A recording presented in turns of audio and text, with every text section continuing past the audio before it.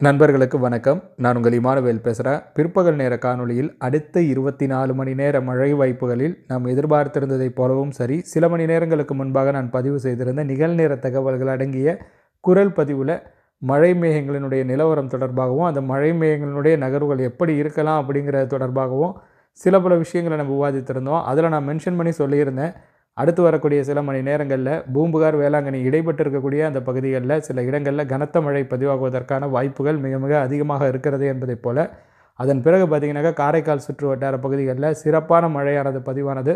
தற்பொழுதும் கூட நாகப்பட்டினம், நாகூர் சுற்று வட்டார பகுதிகளில், திருவாரூர், நாகப்பட்டினம் இடைப்பட்டு இருக்கக்கூடிய அந்த சாலையின் பல்வேறு இடங்களில் என டெல்டாவில் குறிப்பாக நாகப்பட்டினம் மாவட்டத்தில் நீண்ட நெடிய நேரமாக மழை மேகங்களானது பதிவாகி கொண்டிருக்கிறது. இப்போ மழை அளவுகளை பொறுத்த வரையில் காரைக்கால் ஆட்டோமேட்டிக் வெதர் ஸ்டேஷனில் கிட்டத்தட்ட 23 மில்லிமீட்டர் அளவு மழையானது இதுவரையில் பதிவாகி இருப்பதாக நமக்கு தகவல்கள் கிடைக்க வந்திருக்கிறது. இப்பொழுது நேரம்னு பார்த்தீங்கன்னாக்கா இரவு 11:10 மணி ஆகிறது. அதே போல் புதுச்சேரியை பொறுத்த வரையில், அதாவது புதுச்சேரியில் மழை சிறப்பாகவே பதிவாகி இருக்கிறது.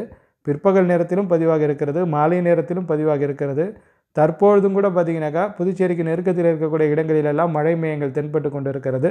புதுச்சேரி ஆட்டோமேட்டிக் வெதர் ஸ்டேஷனில் இதுவரையில் 32 மில்லிமீட்டர் அளவு மழை பதிவாகி இருப்பதாகவும் நமக்கு தகவல்கள் கிடைக்க வந்திருக்கிறது. இவைகளெல்லாம் ஒருபுறம் இருக்க, சென்னை புதுச்சேரி இடைப்பட்டு இருக்கக்கூடிய கிழக்கு கடற்கரை சாலை பகுதிகளிலும் மழை மேகங்களை நம்மளால் பார்க்க முடிகிறது. யாழ்ப்பாணத்திலும் மழையானது பதிவாகிவிட்டது. இதுவரையில் 11 மில்லிமீட்டர் அளவு மழை பதிவாகி இருப்பதாகவும் நமக்கு தகவல்கள் எல்லாம் கிடைக்க வந்திருக்கிறது. ஸோ கண்டிப்பாக இலங்கையில் கனமழையை தவிர்க்கவே முடியாது. சுழற்சியானது தெற்கு இலங்கைக்கு நெருக்கத்தில் நிலை கொள்ள தான் போகுது. அதில் மாற்றங்களோ மாற்று கருத்துக்களோ கிடையாது. இன்றைக்கு மழை பதிவாகக்கூடிய நிலை என்பது ஒரு தொடக்கம் தான். நாளைக்கும் பார்த்திங்கனாக்கா டெல்டாவில் தென் கடலோர மாவட்ட கடலோர பகுதிகளில் மழைக்கான சாத்தியக்கூறுகளும் வாய்ப்புகளும் இருக்குது. நாளை மறுநாளும் பார்த்திங்கனாக்கா தென் கடலோர மாவட்டங்களில் மழைக்கான வாய்ப்புகள் இருக்கும்.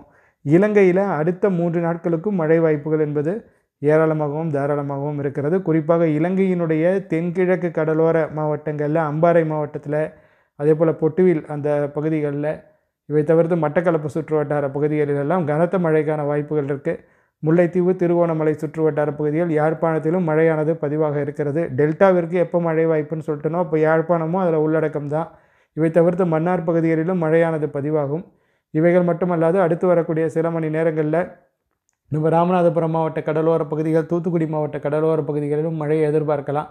இது தொடர்பாக நான் ஏற்கனவே நிறைய தகவல்களை உங்கள் கூட பகிர்ந்து கொண்டு விட்டேன். திரும்ப அதையே நான் சொல்ல தேவையில்லை அப்படிங்கிற மாதிரி நினைக்கிறேன். இப்போ நிகழ்நேரத்தில் நடந்து கொண்டு இருக்கக்கூடிய விஷயங்களை உங்கள் கூட பகிர்ந்து கொண்டு விட்டு, அதன் பிறகு உங்களுடைய கேள்விகளுக்கு நான் பதில் வழங்க தொடங்கிடுறேன். இப்போ சில நிமிடங்களுக்கு முன்பாக பதிவாக இருக்கக்கூடிய அந்த ரேடார் படங்களில் நாகூர் மற்றும் நம்முடைய நாகப்பட்டினம் அதன் சுற்று வட்டார பகுதிகள் மற்றும் அவைகளுக்கு இடைப்பட்டு இருக்கக்கூடிய பகுதிகளில் மிக சிறப்பாக மழை மேகங்கள் பதிவாகி வருகிறது.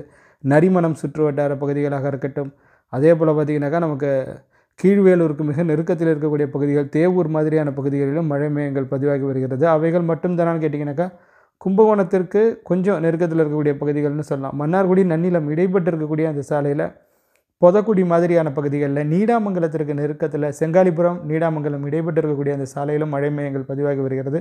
வடலூர் சுற்று வட்டார பகுதி, குறிஞ்சிப்பாடி சுற்று வட்டார பகுதி, சேத்தியாத்தோப்பு, வடலூர் இடைப்பட்டு இருக்கக்கூடிய அந்த சாலையின் பல்வேறு இடங்களிலும் மழையானது பதிவாகி கொண்டு இருக்கும் அப்படிங்கிற மாதிரி நான் உறுதியாகவே நம்புகிறேன். இவைகளெல்லாம் ஒருபுறம் இருக்க, மறுபுறம் பார்த்திங்கனாக்கா கேளம்பாக்கம், திருப்போரூர் இடைப்பட்டு இருக்கக்கூடிய அந்த சாலையிலும் நீண்ட நெடிய நேரமாகவே மழை மேகங்கள் பதிவாகி கொண்டு இருக்கக்கூடிய ஒரு நிலையை நம்மளால் பார்க்க முடிகிறது.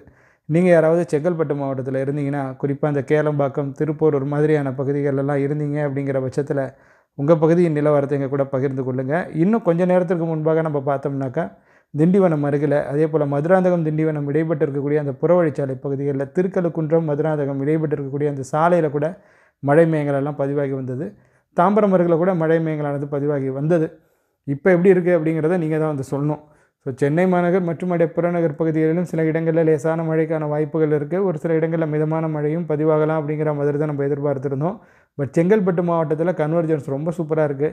ஸோ அதனால தான் இந்த திருக்கழுக்குன்றம், கேளம்பாக்கம் மாதிரியான பகுதிகளில் தொடர்ச்சியாக மழை மேகங்கள் பதிவாகி கொண்டு இருக்கக்கூடிய நிலையை கூட நம்மளால் பார்க்க முடிகிறது. அதே போல் நம்ம குறிஞ்சிப்பாடி அருகில் கூட ஓரளவிற்கு குறிப்பிட்டு சொல்லும்படியான அளவு மழையெல்லாம் இதற்கு முந்தைய சில மணி நேரங்களில் பதிவாகி இருந்தது. வடலூர், சேத்தியாத்தோப்பு இடையில், பரங்கிப்பேட்டை, வடலூர் இடைப்பட்டு இருக்கக்கூடிய அந்த பகுதிகளிலும் மழை மேகங்கள் பதிவாகி கொண்டு இருக்கிறது என்பது சிறப்புக்குரிய ஒரு விஷயம். இவை தவிர்த்து மேலும் கடல் பகுதிகளில் இருக்கக்கூடிய சிறு சிறு மழை மேகங்கள் புதுச்சேரி மாவட்டத்தை நோக்கி அவ்வப்பொழுது நகர்ந்து வருகிறது. அந்த மழை மேகங்கள் உள்ளே ஊடுருவும் பொழுது புதுச்சேரி மாவட்டத்தில் அவ்வப்பொழுது மழையானது வந்து பதிவாகும். தென்கடலோர மாவட்டங்களில் நிச்சயமாக அடுத்து வரக்கூடிய சில மணி நேரங்களில் மழையானது பதிவாகும். சுழற்சியினுடைய நகர்வுகள் இப்படி தான் இருக்க போகுது. சுழற்சியினுடைய மையப்பகுதி முன்ன பின்ன நகர்ந்துட்டுருக்கோம். ஏன்னா அது வந்து ஒரு அகண்ட சுழற்சியாக இருக்குது. ஸோ அதுதான் இந்த மழை வாய்ப்புகளை முன்ன பின்ன மாற்றி அமைக்குதுன்னு சொல்லலாம். அதுதான் அந்த காற்று எந்த இடத்துல குவியணும் அப்படிங்கிறதையும் உங்களுக்கு வந்து ஆல்ட்ரு பண்ணுது. அதனால தான் நம்ம வந்து நெருக்கத்தில் பதிவு பண்ணோம். பிற்பகல் நேரத்தில் நம்ம எக்ஸ்பெக்ட் பண்ணியிருந்தது ஓரளவுக்கு நடந்திருக்குது. அதுலேயும் அந்த காரைக்கால் பகுதிகளில் பதிவான மழை, நாகப்பட்டினம் பகுதிகளில் பதிவான மழை வந்து மகிழ்ச்சி அளிக்கக்கூடிய ஒரு விஷயமாக இருக்கிறது. பட் இருந்தாலுமே சில பேர் என்ன கேட்குறாங்கனாக்கா, இப்போ திருவாரூர் பகுதியிலலாம் மழையானது பதிவாக இருக்கிறது, திருப்புண்டியில் மழையானது பதிவாகி கொண்டு இருப்பதாக நண்பர்கள்லாம் தெரிவித்திருக்கிறாங்க. அண்டு சில பேர் இது தொடர்பான சில விஷயங்களையும் கருத்துரை பகுதியில் பகிர்ந்துருக்கீங்க. அதற்கெலாம் நான் விளக்கங்கள் வழங்குகிறேன். பட் இப்படி தான் இருக்க போகுது. அடுத்த 3 நாளைக்கு இலங்கையில் கனமழைக்கான வாய்ப்புகள் இருக்குது. அதில் மறுக்கிறதுக்கு எதுவும் இல்லை. தென்கடலோர மாவட்டங்களிலும் 31ஆம் தேதி வரையில் வலுவான மழைக்கான வாய்ப்புகள் என்பது இருக்கிறது. இனிமேல் தான் அங்கே வந்து ரெயின்ஃபால் இன்டென்சிட்டி இன்க்ரீஸ் ஆக இருக்கிறது. டெல்டாவில் பதிவாகக்கூடிய மழை வந்து நாளைக்கும் தொடரும். அதில் வந்து மாற்றங்கள் கிடையாது. நாளைக்கு விட்டு விட்டு மழையானது பதிவாகலாம். இப்போ அதோடைய பீக் டைமுங்கிறது வந்து பார்த்திங்கன்னா ஏர்லி மார்னிங் ஹவர்ஸ் தான். Mid night early morning hours. So அதில் தான் பார்த்திங்கனாக்கா இந்த மாதிரி கிழக்கு திசை காற்று குவிதல்னால் கிடைக்கக்கூடிய மழை வந்து பீக் அடிக்கும். அதில் தான் உங்களுக்கு அந்த ரெயின்ஃபால் இன்டென்சிட்டியே பெட்டராக இருக்கும். அதன் பிறகு பார்த்திங்கனாக்கா அந்த தீவிரத்தன்மை வந்து குறைந்து விடும். பகல் நேரத்துலலாம் நம்ம அந்த அளவிற்கு இன்டென்ஸாக எதிர்பார்க்க முடியுமாங்கிறது சப்ஜெக்டிவான விஷயம்தான். பட் எதுவும் சொல்கிறதுக்கு இல்லை. இப்போ இருக்கிற சூழ்நிலையெல்லாம் பார்க்கும்பொழுது இந்த அகண்ட சுழற்சி எந்த நேரத்தில் என்ன மாதிரியான நகர்வினை எடுக்கிறதோ அதற்கு தகுந்தாற் போல தான் அந்த மழை வாய்ப்புகள் என்பது அமையும். ஒரே இடங்களில் தொடர்ச்சியாக காற்று குவியும் பொழுது அந்த இடங்களில் சில நேரங்களில் வலுவான மழைக்கான வாய்ப்புகளும் உருவாகும். வலுவான மழைனா தொடர்ச்சியாக ஒரு இடத்துல மழை பதிவாகி கொண்டு இருந்தாலே அது வலுவான மழை தான். அதில் மாற்றங்கள் கிடையாது. சரி, அது என்னங்கிறத நம்ம பார்க்கலாம். பட் இப்போதைக்கு உங்களுக்கு சொல்ல வேண்டிய தகவல்களை சொல்லிட்டேன். இப்போ கேள்விகளுக்கான பதில்களை வழங்கலாம். சில பகுதிகளின் மழை அளவுகளை கூட உங்கள் கூட பகிர்ந்து கொண்டு இருக்கிறேன். அண்ட் இன்னும் நிறைய டேட்டாஸ் நமக்கு வர வேண்டியது இருக்குது. சில டேட்டாஸ் பார்த்திங்கன்னா இன்னுமே நமக்கு வந்து கிடைக்கப்பெறல. புதுச்சேரி மெயின் ரெயின்கால் ஸ்டேஷனில் ரெக்கார்ட் ஆகி இருக்கக்கூடிய மழை அளவுகள் பார்த்திங்கனாக்கா இன்னுமே நமக்கு கிடைக்கப்பெறல. அது வந்து வருத்தத்துக்குரிய ஒரு விஷயம்தான். இப்போ கடந்த நிகழ்நேர தகவல்களில் சில பேர் வந்து சில கருத்துக்களை முன் வச்சுருக்கீங்க. அதில் ரவிச்சந்திரன் என்கிற நண்பர் வந்து தேவையில்லாத மழை, விவசாயிகள் பாவம் அப்படிங்கிற மாதிரி சொல்லியிருக்கிறாரு.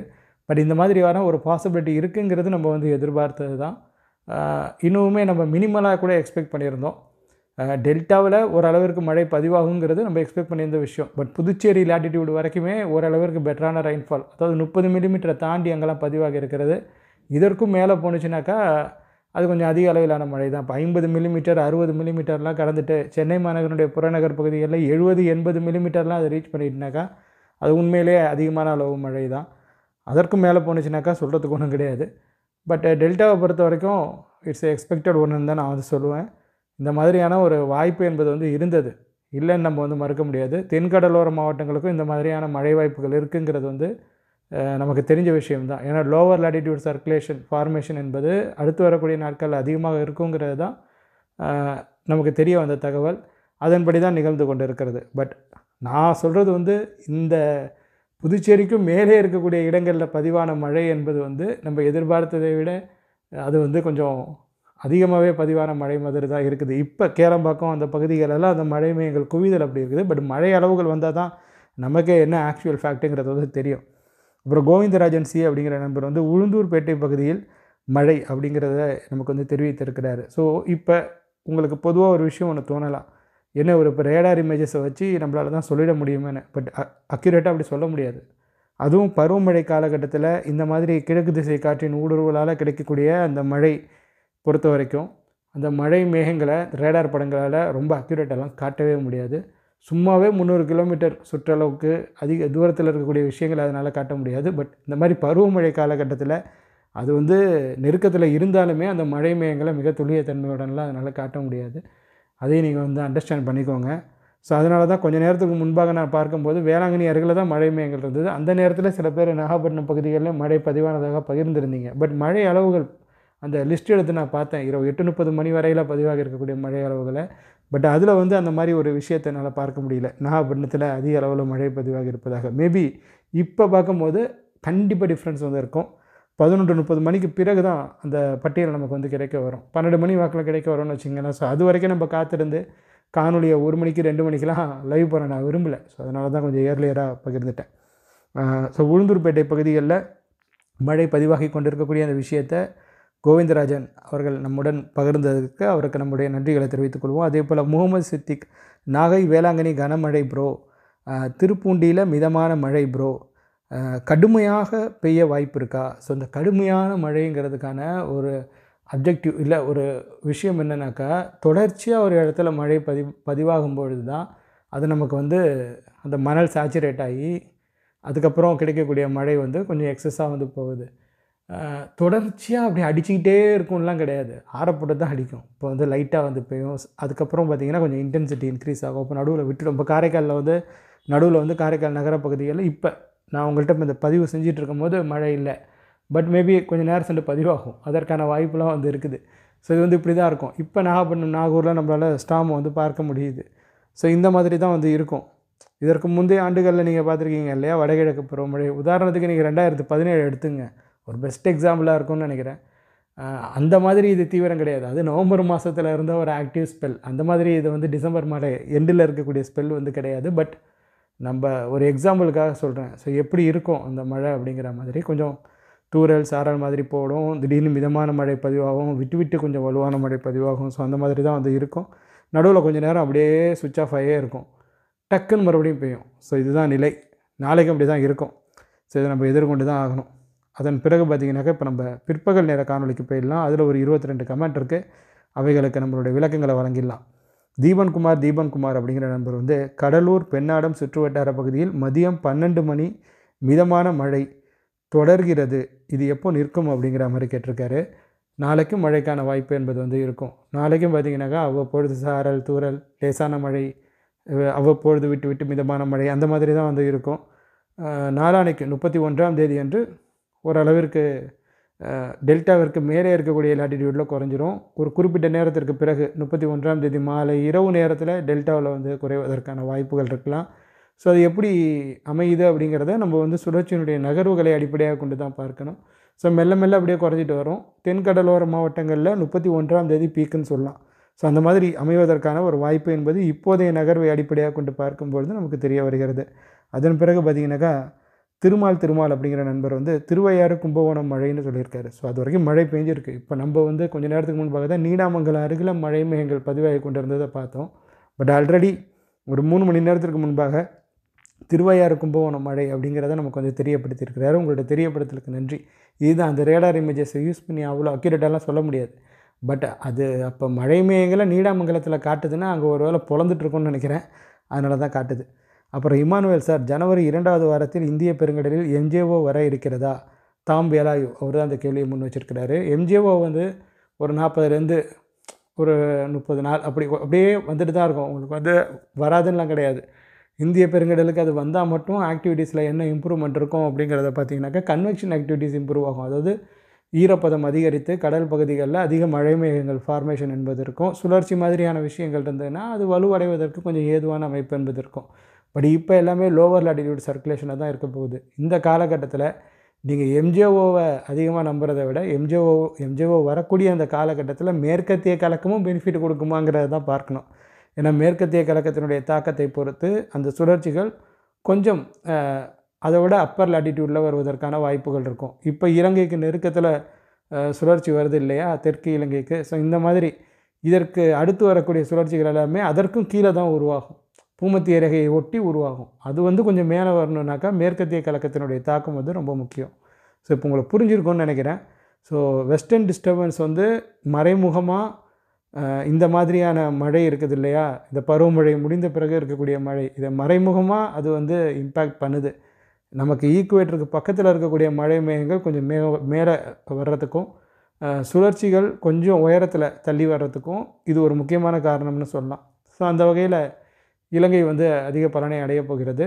அதிக பலனுங்கிறத விட கனத்த மழைப்பொழிவை அடைய இருக்கிறது. அடுத்த 6ஆம் தேதி வாக்கில் மீண்டும் வந்து மேற்கத்திய கலக்கத்தினுடைய தாக்கம் அதிகரிக்கும் அப்படிங்கிற மாதிரியான ஒரு எதிர்பார்ப்பு என்னிடம் இருக்கிறது. ஜனவரி 6 தான் சொல்கிறேன்.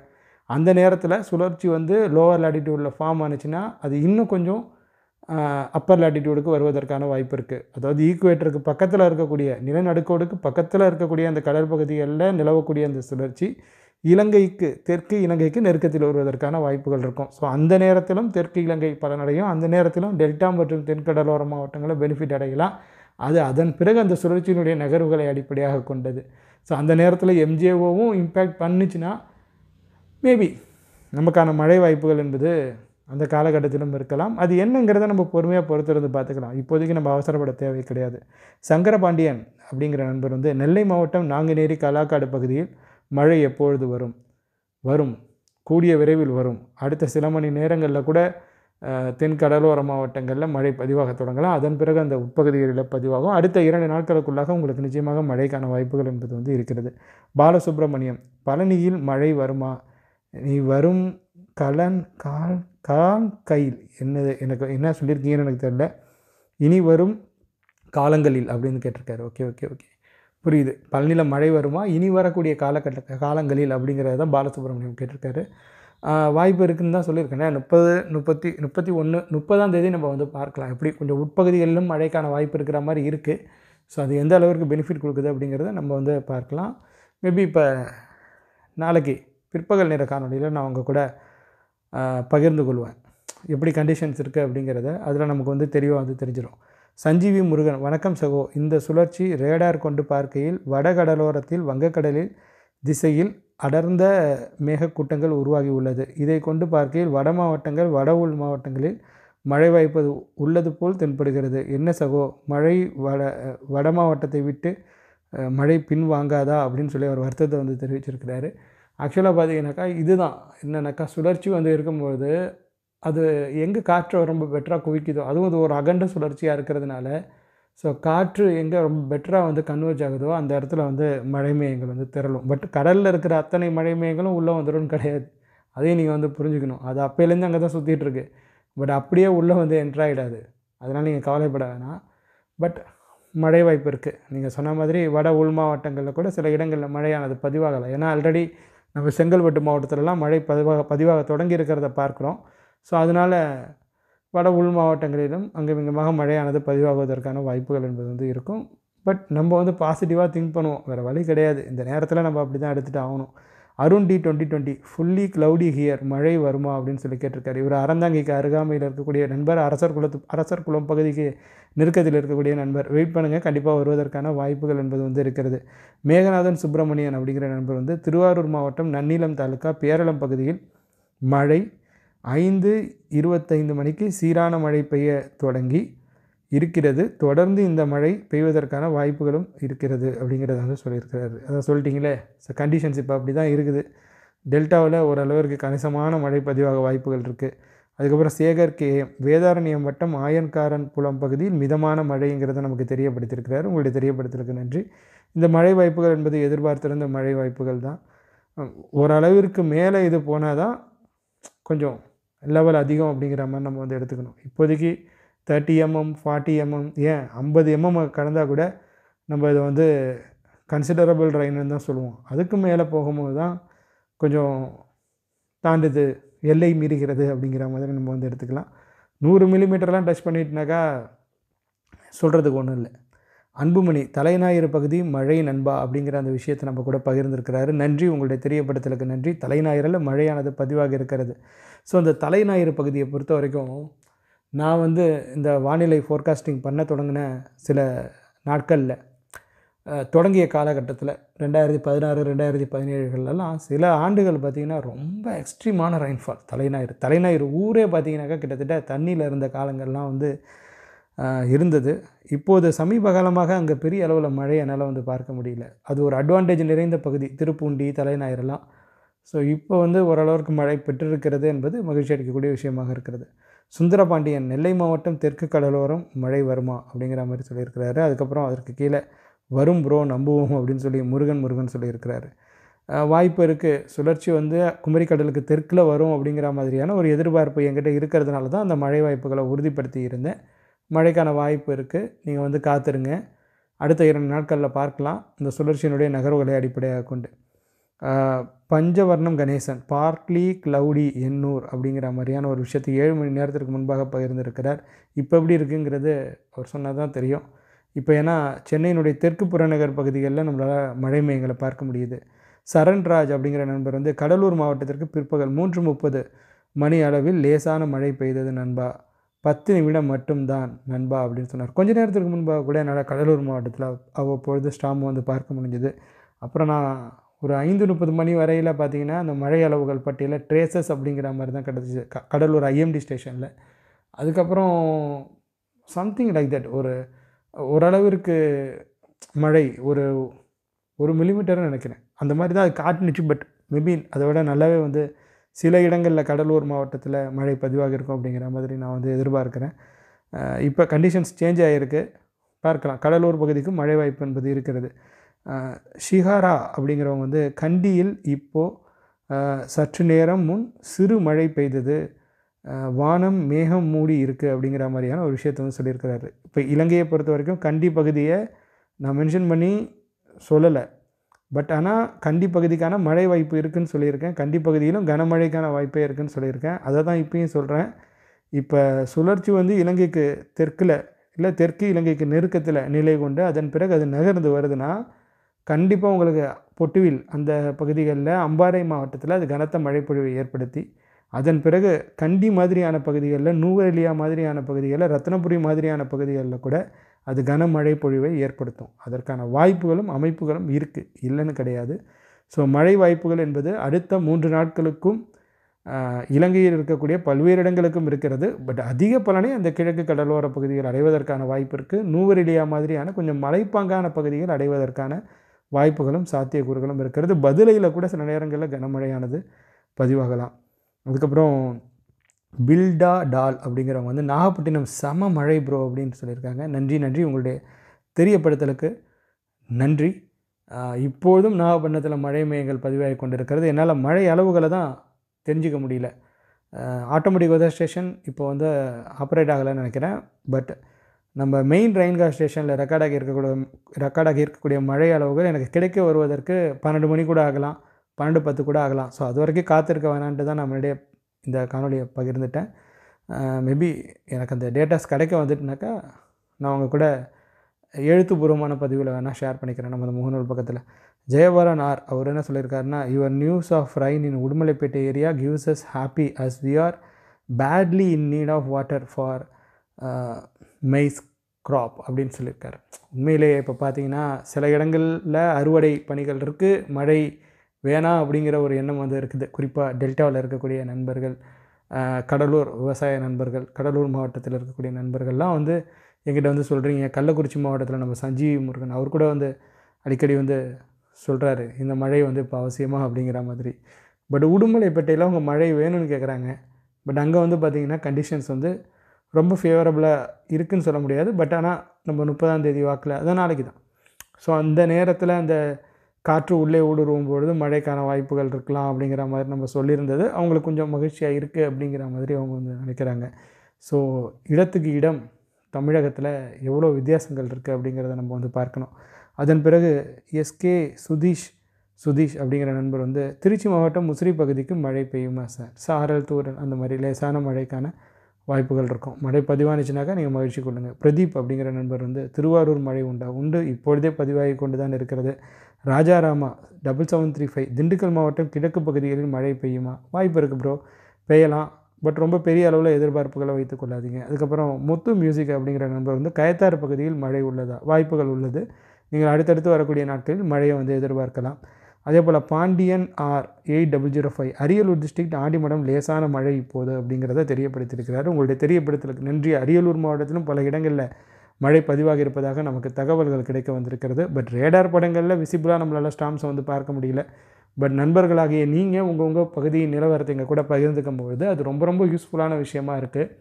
அண்டு கடலோர பகுதிகளில் இப்போ பதிவாகி கொண்டிருக்கக்கூடிய மழை என்பது எனக்கு பர்சனலாக பார்த்திங்கனாக்கா மகிழ்ச்சி அளிக்கக்கூடிய விஷயமாக தான் இருக்குது. ஏன்னா மகிழ்ச்சி அளிக்கக்கூடிய விஷயம்னு நான் சொல்கிறது வந்து என்ன தான் நம்ம வந்து நிறைய அளவிலான மழை பதிவாகி இருந்தது அப்படிங்கிற மாதிரி சொன்னாலுமே டெல்டாவில் போதிய அளவில் மழை பதிவாகலை. டெல்டாவில்னா டெல்டாவின் கடலோர பகுதிகளில் பதிவாகலை. இங்கே இருக்கிற அந்த ஏரி குளங்கள் நிறைவதற்கு இந்த மழையும் வந்து ஒரு யூஸ்ஃபுல்லான ஒரு விஷயமா இருக்கும் அப்படிங்கிற மாதிரி நம்ம எதிர்பார்த்துக்கலாம். பட் சில இடங்களில் உண்மையிலே இந்த மழை வந்து வேணான்னு தான் நினைக்கிறாங்க. பட் பதிவாகுது. இயற்கையை நம்மளால் வந்து ஒன்றும் செய்ய முடியாது. இயற்கை கொடுக்குறத யாராலையும் தடுக்க முடியாது. அது என்ன கொடுக்குதோ அதை நம்ம அப்படியே எடுத்துக்க வேண்டியது தான். இதுதான் நிதர்சனமும் கூட. லோவர் லாட்டிடியூட் சர்க்குலேஷனினுடைய தாக்கம் வந்து 31ஆம் தேதி வாக்கில் குறைய தொடங்கிவிடும். டெல்டாவிலையும் குறைய தொடங்கிவிடும் 31ஆம் தேதி. தென்கடலோர மாவட்டங்களில் 31ஆம் தேதியும் வலுவான மழைக்கு சில இடங்களில் வாய்ப்புகள் இருக்கும். தென் மாவட்டம் மேற்கு தொடர்ச்சி மலைப்பகுதிகளிலும் மழைக்கான வாய்ப்பு இருக்கும் அப்படிங்கிறது எனது எதிர்பார்ப்பாக இருக்கிறது. அதன் பிறகும் இலங்கையில் வந்து மழையானது பதிவாகுங்கிறதும் என்னுடைய எதிர்பார்ப்பாக இருக்கிறது. அடுத்தடுத்து வரக்கூடிய சுழற்சிகளும் இலங்கையில் மழைப்பொழிவை வழங்கும் அப்படிங்கிறதும் நான் எதிர்பார்க்கக்கூடிய விஷயமாக இருக்கிறது. அவ்வளோதான் தோழர்களே இந்த காணொலியை பொறுத்த வரைக்கும். இந்த காணொலி நிச்சயமாக உங்களுக்கு பயனுள்ள வகையில் அமைந்திருக்கும் அப்படிங்கிற மாதிரி நான் உறுதியாகவே நம்புகிறேன். உங்களுக்கு இந்த காணொலி பயனுள்ளதாக அமைந்திருக்கு அப்படிங்கிற மாதிரி தோணுச்சுன்னா நீங்கள் இந்த காணொலியை லைக் செய்து கொள்ளுங்கள். உங்கள் நண்பர்களுடன் பகிர்ந்து கொண்டு ஷேர் செய்து கொள்ளுங்கள். மறக்காமல் நம்முடைய யூடியூப் பக்கத்திற்கோ அல்லது முகநூல் பக்கத்திற்கோ சப்ஸ்கிரைப் அல்லது ஃபாலோ செய்து வைத்துக்கொள்ளுங்கள்.